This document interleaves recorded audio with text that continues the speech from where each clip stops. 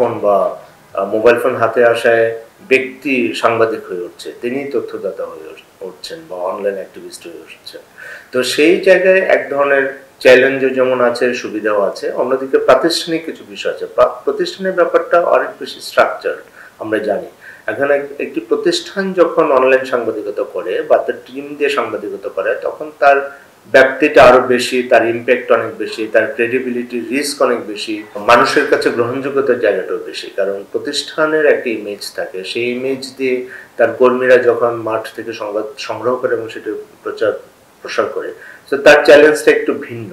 সেই ক্ষেত্রে অনেক সময় আমাদের গেট কিপিং এর সুযোগটা থাকে, অল্প সময়ের মধ্যে হলেও এক ধরনের গেট কিপিং এর সুযোগ থাকে। কিন্তু সেটা ব্যক্তি পর্যায়ে যখন হয়, তখন আসলে নিজেকেই সবকিছু করতে হয়, সেটারও চ্যালেঞ্জ অনেক বেশি। সেই চ্যালেঞ্জের মধ্যে থেকে আমার মনে হয় যে স্ট্রাকচারে এই সাংবাদিকতাটা হোক না কেন, দক্ষতাটা থাকতে হবে, বেসিক দক্ষতাটা থাকতে হবে। সংবাদ কোনটা না, এটার আইনের কোনো ব্যত্যয় হচ্ছে কিনা, কারো ব্যক্তি অধিকার পূর্ণ হচ্ছে কিনা, এই বিষয়ে যখন একজন ব্যক্তি অনলাইন সাংবাদিক কাজ করেন এককভাবে, তখন তার এই সম্যক জ্ঞানটা থাকতে হবে। অন্যদিকে আবার যখন প্রতিষ্ঠানের হয়ে কাজ করেন, তখন ওখানে একটা প্যানেল কাজ করে, অনলাইন এডিটর কাজ করেন, অথবা একটা নিউজ রুম থাকে, সেখানে গেট কিপার থাকে বা মনিটর করার জন্য লোক থাকে। তো সেই জায়গা থেকে ডেফিনেটলি যখন বড় ঘটনা হয়, সেই প্রাতিষ্ঠানিক বিষয়টিও আসলে থাকতে হয়। তা না হলে বড় ভুল হয়ে যাবে, ভুল তথ্য চলে যাবে, অপতথ্য চলে যাবে, এবং তাতে মানুষ মিসগাইডেড হতে পারে। এবং যেহেতু স্পিড এখানে একটা বড় ফ্যাক্টর, খুব দ্রুততার সঙ্গে একটি ঘটনা মানুষের কাছে চলে যায়, সো যদি ভুল হয়ে যায়, সেখান থেকে অনেক বড় ধরনের ক্ষতি হয়ে যেতে পারে, সমাজে বিশৃঙ্খলা তৈরি হতে পারে। সো সেই জায়গা থেকে আমার মনে হয় যে প্রাতিষ্ঠানিক এবং ব্যক্তি পর্যায়ে অনলাইন সাংবাদিকতায় দুটোতেই দক্ষতার কোনো বিকল্প নেই। অনলাইন সাংবাদিকতা একটা বিরাট চ্যালেঞ্জ হচ্ছে আসলে তথ্যের একুরেসি, বা এটা সঠিক কিনা, যথার্থ কিনা, এটা মিথ্যা যে সংবাদ না, সেটি প্রমাণ করা খুব কঠিন কাজ। এখন সোশ্যাল মিডিয়া বা অন্যান্য যেসব ডিজিটাল প্ল্যাটফর্ম আছে, সেগুলোতে সংবাদ খুব দ্রুত ছড়িয়ে যায়।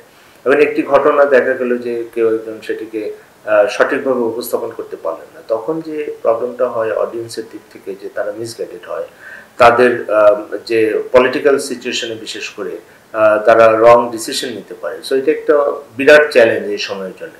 কারণ মিসইনফরমেশন, ডিসইনফরমেশন যেগুলো আমরা জানি, এই সময় একটা বড় কাজ হচ্ছে এটাকে আলাদা করে ফেলা। এখন অডিয়েন্স শিক্ষিত নাও হতে পারে, কারণ এটা মাস পিপলের কাছে যাচ্ছে। তো সেই ক্ষেত্রে একটা বিরাট চ্যালেঞ্জ আসলে সবসময় রয়ে যায়। আমি মনে করি যে যদি প্রাতিষ্ঠানিক কায়দায় এবং রাষ্ট্রীয় রেগুলেটরি অবস্থান থেকে, এবং আমাদের যেসব প্রফেশনাল গ্রুপ আছে, সাংবাদিকদের অ্যাসোসিয়েশন আছে, প্রেস ক্লাব আছে, তাদের যদি এসব ব্যাপারে একটা কন্টিনিউয়াসলি একটা কাজ থাকে এবং মানুষকে বলা যায় যে আপনি কোন সংবাদটি গ্রহণ করবেন, কোনটা করবেন না, কোনটা সঠিক না। এখন দেখুন এআই এর যুগ, এই এআই দিয়ে একটা মিথ্যা জিনিসকে সত্য বানিয়ে ফেলা যায়, এটা একটা বিরাট চ্যালেঞ্জ। এখন একজন ইন্ডিভিজুয়াল অডিয়েন্স যিনি এই সংবাদের ভোক্তা, তার পক্ষে হয়তো এত সহজে সেটাকে আলাদা করা সম্ভব না, কিন্তু তারপরেও আমাদেরকে বলতে হবে অডিয়েন্সকে যে বিকল্প পথ আছে, কিছু ক্রস চেক করার সুযোগ আছে, যাতে তারা মিসগাইডেড না হয়। কিন্তু এই রিস্কটা তারপরেও থেকেই যায়। তো সেই ক্ষেত্রে আমার মনে হয় যে আমরা বলি যে ডিজিটাল লিটারেসি বলে একটা শব্দ বা একটা এই সময় এটা প্রচলিত, যে ডিজিটাল প্ল্যাটফর্মে কি ভাবে বেসিক তথ্যগুলোকে সঠিক কিনা সেটাকে চেক করা যায়, বা কাউন্টার চেক করা যায়, ক্রস চেক করা যায়।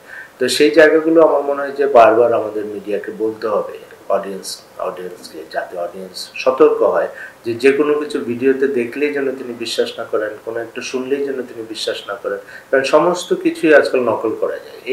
এই রিস্কটা রয়েই যাবে। তারপরে আমাদেরকে এটা নিরন্তরভাবে বলে যেতে হবে যে কিছু টেকনিক আছে, টুলস আছে, যেগুলোকে ব্যবহার করলে এই রিস্ক লেভেলটা কমিয়ে আনা সম্ভব।